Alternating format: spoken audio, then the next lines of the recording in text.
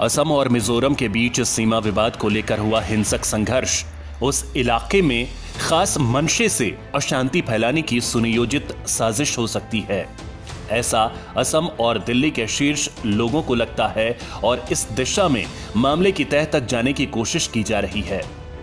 असम सरकार से जुड़े अधिकारियों ने मीडिया को जो जानकारी दी है वो बेहद चौंकाने वाली है।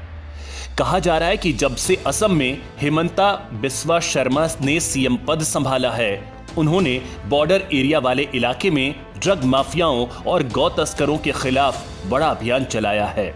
इसमें कई माफिया गिरफ्तार हो चुके हैं तो कुछ पुलिस मुठभेड़ में मारे भी गए। इसी कार्रवाई से हड़बड़ाकर बॉर्डर एरिया में माफियाओं ने लोकल लोगों की मदद से अशांति फैलाने की कोशिश की है।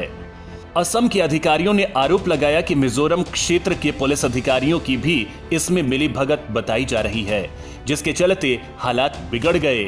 असम मिजोरम सीमा क्षेत्र में तस्करी एक बहुत बड़ी समस्या मानी जाती है।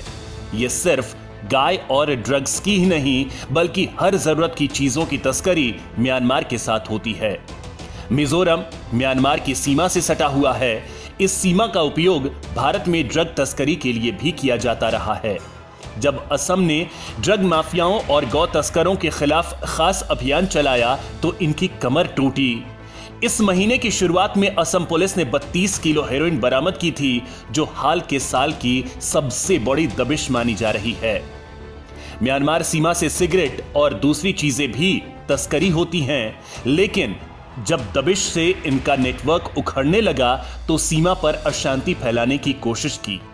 हालांकि उनकी इस कोशिश के बाद भी असम सरकार का कहना है कि इससे इन माफिया के खिलाफ कार्रवाई में कोई कमी नहीं आएगी। मिजोरम के साथ उनकी राज्य की सीमा को तस्करी और तमाम दूसरे अपराध के लिए माफियाओं की ओर से सेफ जोन बना दिया गया था। सीमा विवाद और जमीन कब्जा कर वे पिछले कुछ सालों से अपनी गतिविधि को बढ़ा रहे थे। इस गतिविधि में मिजो संगठन YMA और MZP इन माफियाओं के साथ मिलकर पूरा रैकेट चला रहे थे। पिछले 2 महीने से इनकी गतिविधि रुकी हुई थी और करोड़ों का सामान जब्त भी किया गया। असम का दावा है कि तस्करी से मिजोरम को भी आर्थिक हानि हो रही थी। असम के शीर्ष अधिकारियों का यह भी आरोप है कि मिजोरम में MNF के नेताओं के लिंक म्यांमार के तस्कर सिंडिकेट से रहे हैं। इस बारे में पुख्ता रिपोर्ट भी मिलते रहे हैं।